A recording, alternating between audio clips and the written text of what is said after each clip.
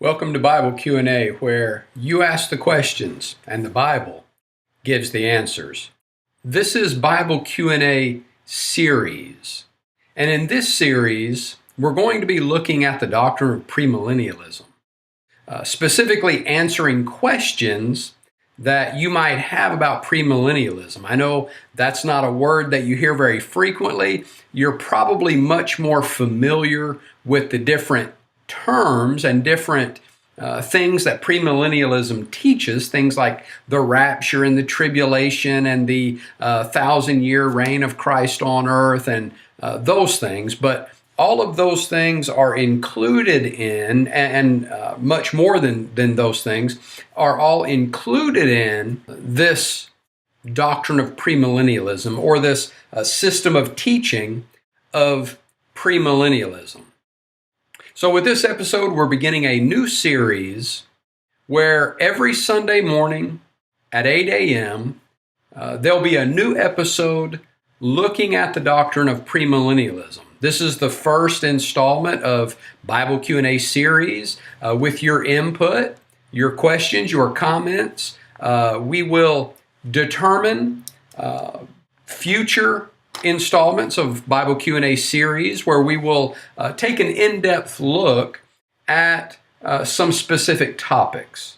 Like in this series, we're going to be looking in depth and answering the majority of the related questions, I think, pertaining to premillennialism.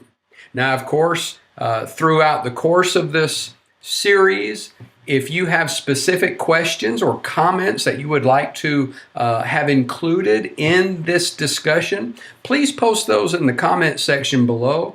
And don't forget, we also have Bible Q&A live every Monday evening at 7 p.m. Eastern. And if you have questions or comments that you would like to discuss on Bible Q&A live on Monday evening, again, just post those down in the comment section, and we'll talk about those on the live program on Monday night at 7 p.m. Eastern.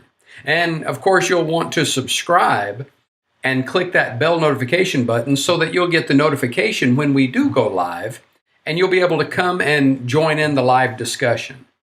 But beginning with this episode, we're going to start looking at the doctrine of premillennialism. Now, as we go through this series, we have several subjects that pertain to premillennialism that we want to look at. For example, with this introductory episode this morning, we're going to answer the question, what is premillennialism? And then as we continue through this study, we're going to look at these questions pertaining to premillennialism. How does it affect Bible study? People that believe premillennialism, and there may be many that believe the doctrine of premillennialism that don't even realize that they are premillennialists. How does it affect Bible study? What does it teach about the church? What about the rapture and the tribulation? Have you heard about the rapture and the tribulation? Those are premillennialists' teachings. What about the Battle of Armageddon? Who are the 144,000 and great multitude? Is Nebuchadnezzar's dream premillennial? What about Daniel's vision of the four beasts? Is Daniel's 70 weeks premillennial? That is, does that prophecy of Daniel's 70 weeks, does it teach premillennialism? Does Matthew 24 teach premillennialism? And then, of course, we will expand this series as much as necessary to cover your questions and comments. So beginning with this episode 1, what is premillennialism? Now, when I'm defining a teaching, I like to look at the sources from those who teach that doctrine. Now, I am not a premillennialist. Most of you probably already know that. I am not a premillennialist. So rather than me looking at a definition of premillennialism from sources that refute premillennialism or that argue against premillennialism, I would rather look at a definition of premillennialism that comes from someone who actually is a premillennialist. And if you use Ryrie's study Bible, you're using a study Bible that is heavily influenced by premillennialism. And when you're reading those notes and the commentary on the different verses in that Bible, you're going to be reading commentary from a very premillennialist viewpoint. And I know that because right here in Ryrie's Basic Theology, it says, I am a premillennialist. That's on page 511 of Ryrie's Basic Theology. And in this Basic Theology, he teaches very prominently the doctrine of premillennialism. So I want to look at this book by Charles Ryrie, the one who publishes or has the notes in anyway, the Ryrie Study Bible that is so popular. And again, if you're using the Ryrie Study Bible, you're using a study Bible with the majority of the commentary in that Bible, the majority of the notes in that Bible are from a premillennialist viewpoint. It says right here in Ryrie's Basic Theology, page 511, as he begins a discussion of the different millennial viewpoints, which I'll talk about here in just a minute. He says, I am a premillennialist. Well, that's a pretty clear declaration. So I want to look and see what someone like Ryrie, Charles Ryrie, says that premillennialism is. I don't like it when people put words in my mouth about what I believe.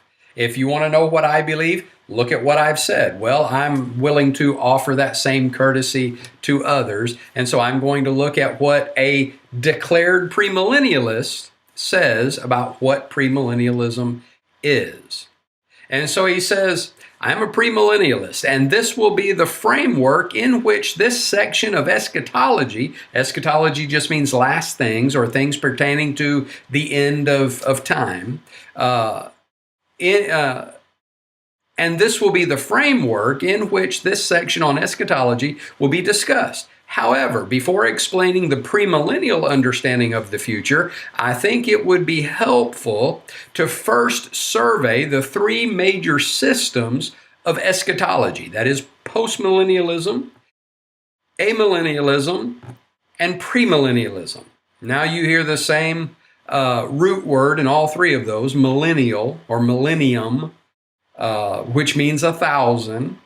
Amillennialism means you don't believe in the 1,000 years, basically. That's kind of a simplistic explanation of that. That's basically what it means. Amillennialism means that you don't believe that there's going to be a literal 1,000-year reign on earth, okay? Postmillennialism is the view of what happens after the millennial kingdom. That is, postmillennialists believe that the 1,000-year reign is going to happen first, and then all of these other things are going to happen after the millennial reign. That's post or after the millennium. Pre means before. And so premillennialism, which is by far the most prevalent of those three, premillennialism deals with what happens before the millennial kingdom. Now, of course, all of this reference to a millennial kingdom comes from Revelation chapter 20. It says there, then I saw an angel coming down from heaven, having the key of the bottomless pit and a great chain in his hand. He laid hold of the dragon, that serpent of old, who is the devil and Satan, and bound him for 1,000 years. And he cast him into the bottomless pit and shut him up and set a seal on him, so that he should deceive the nations no more till the 1,000 years were finished. And so you've got Satan being bound there for 1,000 years and not being able to tempt the nations or deceive the nations until the 1,000 years were finished. But after these things, it says, he must be released for a little while. And then I saw thrones, and they sat on them, and judgment was committed to them. Then I saw the souls of those who had been beheaded for their witness to Jesus and for the word of God, who had not worshipped the beast or his image, and had not received his mark on their foreheads or on their hands. And they lived and reigned with Christ for 1,000 years. So there's that reigning with Christ for 1,000 years. That's where the idea of a 1,000-year reign of Christ on earth comes from. They lived and reigned with Christ for 1,000 years. But the rest of the dead did not live again until the 1,000 years were finished. This is the first resurrection. Blessed and holy is he who has part in the first resurrection. Over such, the second death has no power. But they shall be priests of God and of Christ, and shall reign with him 1,000 years. And so there's the reference to the millennial kingdom, as it's referred to, or the 1,000-year reign of Christ on earth, and the saints reigning with him on earth for 1,000 years. And so there's the basis for the millennial kingdom, or the 1,000-year reign of Christ, that premillennialism refers to. So premillennialism deals with what happens before that. And they believe that the rapture and all of these different things, the great tribulation and the battle of Armageddon and the Antichrist and all of these things are going to occur prior to Christ coming back to reign on earth for 1,000 years. Postmillennialism, as the prefix post indicates, refers to a 1,000-year golden age for mankind on earth during this millennial reign. And then after that, things are going to get really bad, like the Antichrist and the tribulation and all of these things that the premillennialists say is before the millennial reign, and postmillennialists say is after the millennial reign. And amillennialists, the third view that he talked about, deny that any of it's going to happen.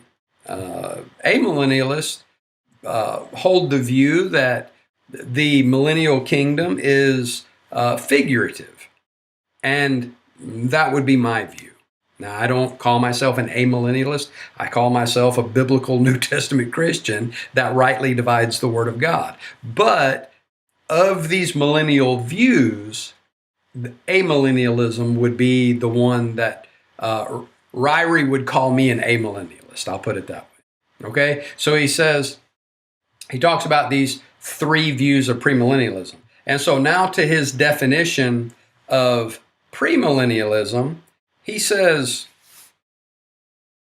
in this survey of Bible doctrine, this is a different book. This is Ryrie's survey of Bible doctrine, and also because Charles Ryrie, as we saw in that quote just a moment ago, he said, I am a premillennialist. Because he is a premillennialist, when he does a survey of Bible doctrine, it is very heavily influenced by his premillennial viewpoint. And so you get that in this survey of Bible doctrine. And he says here of premillennialism, and this is the definition that we're going to take from the mouth of a premillennialist, a self-declared premillennialist. He says, premillennialists hold that the second coming of Christ will occur before the millennium, and that Christ, not the church, as in postmillennialism, will be the one to establish the kingdom. Now, I've got this underlined for a reason. Christ will actually reign over the earth as king. Well, I don't disagree with that. Christ is actually reigning over the earth as king. And we'll see that in just a minute. He goes on to say, and during the millennium, the Jewish people will experience, now notice again, I've got this underlined because it is significant to comparing premillennialism to the Bible. Okay, this is his definition of what premillennialism is. And it's pretty accurate. When you talk to premillennialists, this is what they believe. And so he says, and during the millennium, the Jewish people will experience the fulfillment of the promises made to Abraham and David. Okay, now that is important to the definition of premillennialism. When we begin to examine what the Bible says in relation to premillennialism, these are going to be important points for us to remember. Premillennialism says that Christ is going to literally, physically reign on earth in a physical kingdom for 1,000 years. So the 1,000 years is literal. Christ reigning on the earth is literal, according to them.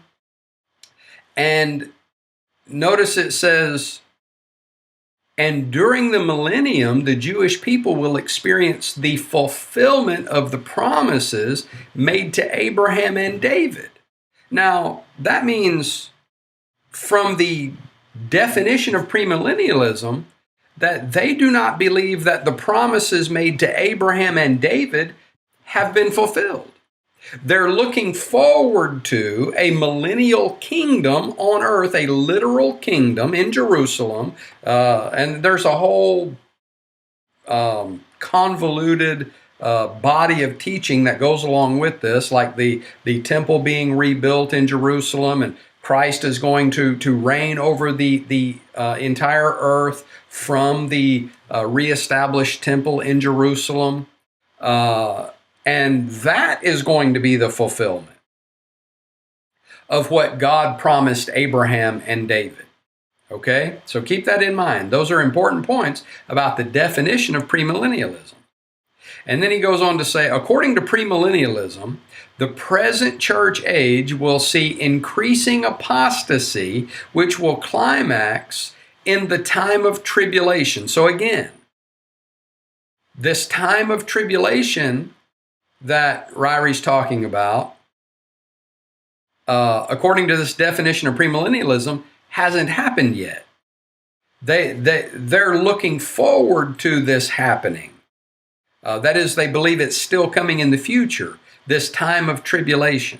Okay? It says that the present church age will see increasing apostasy, which will climax in the time of tribulation before the second coming of Christ. When he returns, he will set up his kingdom for 1,000 years. So notice that. When he returns, he will set up his kingdom. In other words, his kingdom has not been set up yet.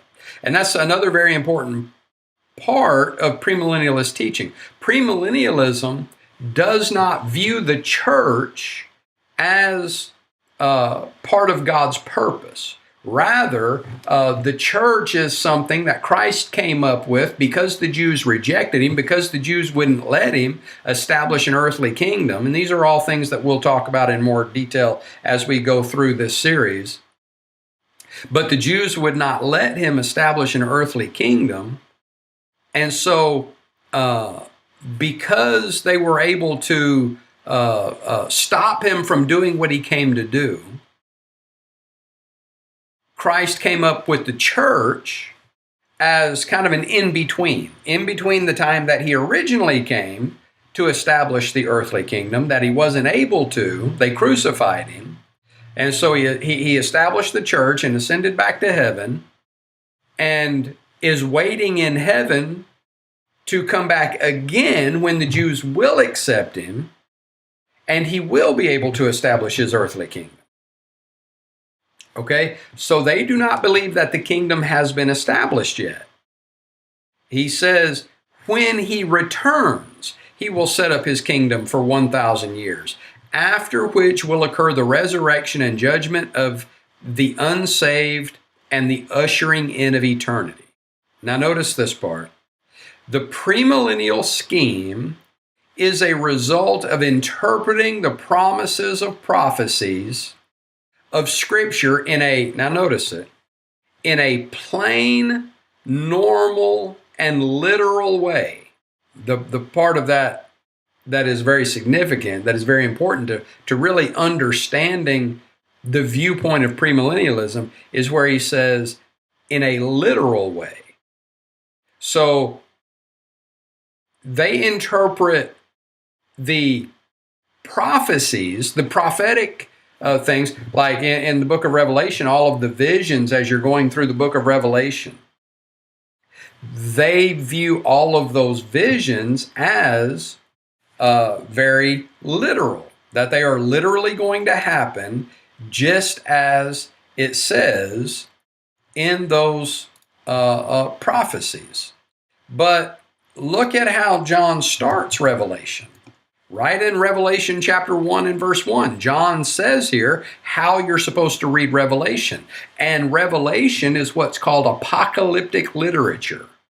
That's why it's referred to as the apocalypse. You know, you hear people refer to the apocalypse, and you generally think of the catastrophe or the destruction of the world or something of that nature when you hear that term, the apocalypse. But the apocalypse is referring to the book of Revelation. The book of Revelation is the apocalypse. It's this word right here, revelation, the revelation of Jesus Christ. That word revelation is apocalypsis.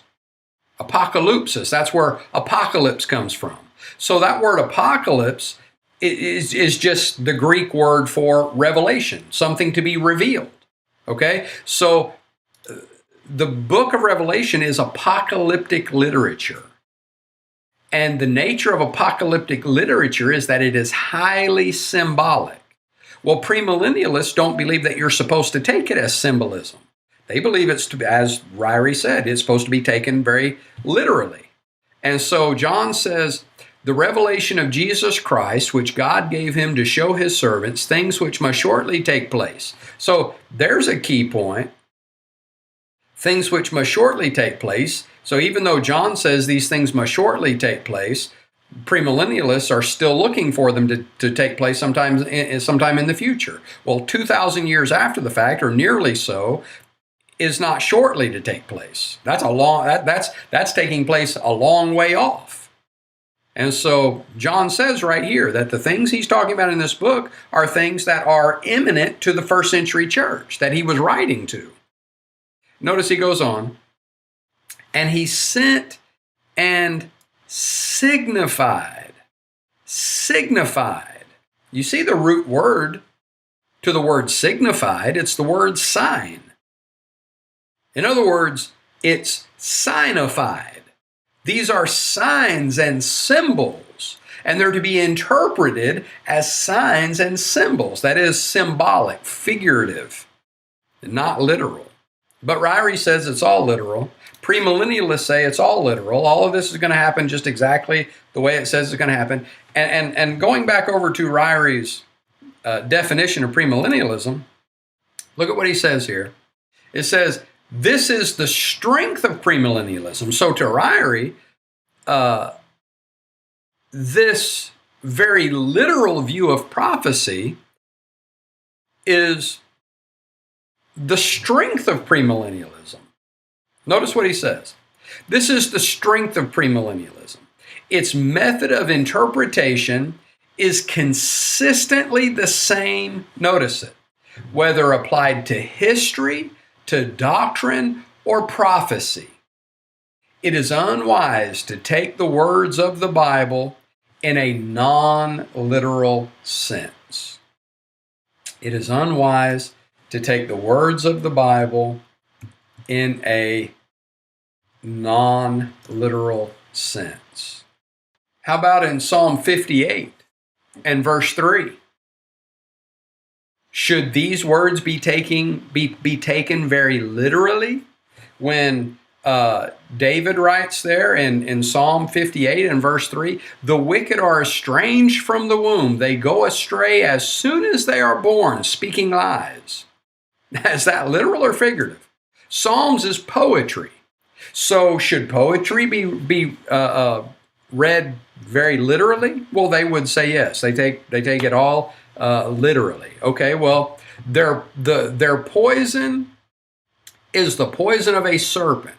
They are like the deaf cobra that stops its ear, which will not heed the voice of charmers, charming ever so skillfully. So now here's the newborn, right? Just come out of the womb, that came out of the womb speaking, not only speaking, but speaking lies.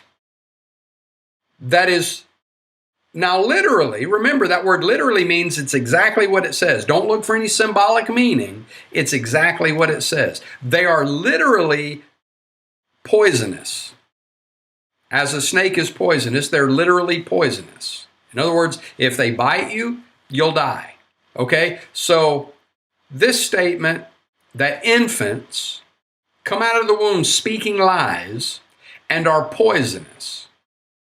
Now, is that a literal statement or a figurative statement? Well, of course it's figurative. There's no way that someone could understand that as literal and have it make any sense. David is talking about, he's using hyperbole and he's using figurative symbolism to show how wicked people are. Some people are so wicked, it's as though they came out of the womb speaking lies. They're such proficient liars. They're so prone to lying. David says it's like they were born doing it. That's figurative. That's a figure of speech. And then he uses simile to compare them to poisonous serpents. That is, their lies are like the poison of poisonous snakes. That's not figurative. Or that's not literal. That's figurative. It's figurative language, obviously. Very obviously is figurative language. But if you're still not totally convinced that that's figurative, let's read on. They're like these poisonous, well, I mean, you can't say they're like these poisonous snakes because that would be a figure of speech, not literal. That would be a simile. Which is a figurative statement, right? But if you believe it's all literal, then you can't say they're like poisonous snakes. You have to say they actually are poisonous snakes, which will not heed the voice of charmers, charming ever so skillfully. Notice David says these infants that are born speaking, and what they're saying is lies, that are actually poisonous, that won't heed that there's charmers there trying to charm them, and they won't heed the charmers, that what you're supposed to do to these infants that are speaking lies, that are poisonous, is you're supposed to break the teeth in their mouth. Now, who in their right mind would read that as a literal statement? There's no premillennialist that would read that as a literal statement. So one of the real problems with premillennialism is that it doesn't distinguish between literal and figurative. They want to take everything literally, but you can't. There's no way that you can take that literally. It's poetry. Poetry is not supposed to be read literally. But notice, Ryrie says that this is the strength of premillennialism. Its method of interpretation is consistently the same, whether applied to history, doctrine, or prophecy. Now, okay, well, I guess he doesn't say poetry there, but the statement there is that it's applied consistently. Okay? Well, that's just one example of figurative language used in the Bible. What about when Jesus referred to the woman as a dog? Was he literally calling the woman a dog? Obviously not. He was using a figure of speech. And so this is not a strength of premillennialism. It's one of the things that shows premillennialism to not be consistent with rightly dividing the Word of God, because it treats everything as literal. And so he goes on and he says it is unwise to take the word of the Bible in a non-literal sense. So when you go over to uh, when you go over to Revelation chapter 20, and you're reading about this 1,000-year reign, Satan being bound for 1,000 years, the saints reigning with Christ for 1,000 years, there being a 1,000-year reign of Christ. They take that 1,000 to be literal. Okay, well, here again, let's look and see if that word 1,000, 1,000, is always used literally in the Bible. How about Psalm 50 and verse 10? In Psalm 50 and verse 10, it says there, "For every beast of the forest is mine, and the cattle on 1,000 hills." Okay, well, which is it? Is it every beast, or is it only the ones on 1,000 hills? So you see the use of the word or the term 1,000 there being used in a figurative sense to refer to all of them. So it's not a literal number. Now, sometime, I'm not saying it's never used literally. That's the difference between the way premillennialists study the Bible and how we study the Bible, is we look at the context to see how the statement is being used. Obviously, the word 1,000 is used literally in a lot of places. But when it's used like this, and the cattle on 1,000 hills, the number 1,000 is being used as an indefinite large amount. The emphasis being that the cattle on all of the hills belongs to the Lord. That's what it said. Every beast of the forest is mine. So all the beasts in the forest belong to God, but only the cattle on 1,000 hills belongs to the Lord. All the rest of the hills, they're not his. Obviously, that's not what that means. It's a parallel statement. Just like every beast of the forest is his, so is all the cattle on all the hills. So the number 1,000 is being used in a figurative way there. Well, what about Psalm 105 and verse 8? It says there, "He remembers his covenant forever, the word which he commanded for 1,000 generations." Okay, well, which is it? Does he remember it forever, or does he only remember it for 1,000 generations? So after 1,000 generations passes, he's not going to remember that covenant anymore. So God is, his memory, like we forget things after a period of time. Now his memory is much longer than ours because it's for 1,000 generations. But then after 1,000 generations, he's going to start forgetting stuff. Obviously, that's not what that means. Again, 1,000 is being used there as an indefinitely large number. The idea being all the generations. He's going to remember his covenant throughout the generations. All of the generations of Israel, God was going to remember his covenant with Israel. And so you see the use of the word 1,000 there in a figurative sense, not literal. Okay? What about 2 Peter? We'll get a New Testament reference here using the term 1,000. 2 Peter chapter 3 and verse 8, where Peter says, "But beloved, do not forget this one thing, that with the Lord 1 day is as 1,000 years, and 1,000 years as 1 day." Okay, so how can both of those be true if that's literal? How can both 1 day be 1,000 years to God, and at the same time 1,000 years be 1 day? Obviously, that's figurative. It's a figurative statement to say time is irrelevant to God. And in the context there, that's what Peter's talking about, that God doesn't work on our timetable. We can't hold God to our timetable. These scoffers that are saying that things have continued just as they always have and God hasn't done anything yet, so, it must not be going to happen. Well, they're trying to hold God to their timetable. Peter's saying there, God doesn't work on our timetable. Doesn't matter if it takes 1,000 years. That's like one day to God.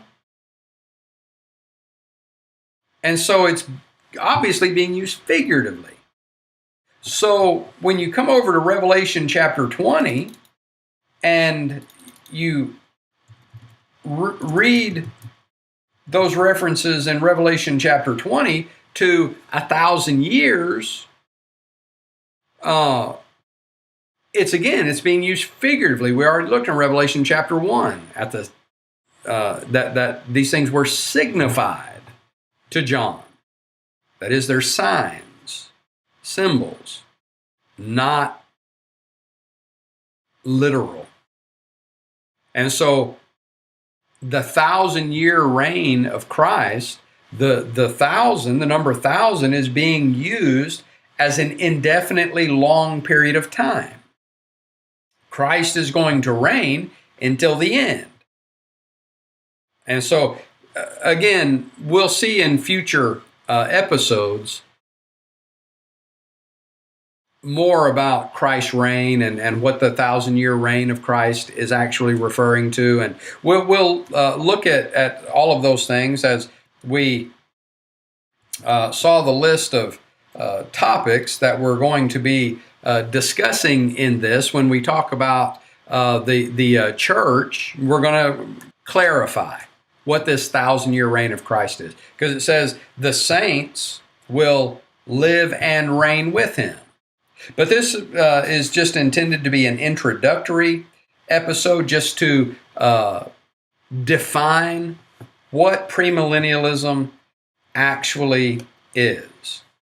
Premillennialism, as we saw defined by Ryrie in his own words, is the teaching of what happens prior to the Lord coming back to reign on earth for 1,000 years. And they take all of those things in the book of Revelation and in Matthew chapter 24 and in the Old Testament prophets. They take all of those things literally and apply them to the second coming of Christ. Where we're going to look at a lot of those things that we had listed and additional things pertaining to your questions and comments. But let me conclude this episode with a very clear statement. Premillennialism is not consistent with biblical doctrine.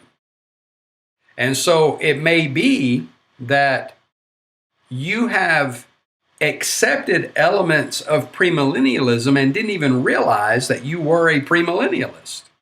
If you believe in the rapture, for example, then you're a premillennialist. If you believe Christ is going to actually reign on earth, you are a premillennialist. And so, whatever your questions, whatever your comments pertaining to premillennialism, post that in the comment section below. And as we go through this series on premillennialism, we will address those questions, those comments. We want this to be a focused study on premillennialism that will benefit you. This is Bible Q&A, where you ask the questions and the Bible gives the answers.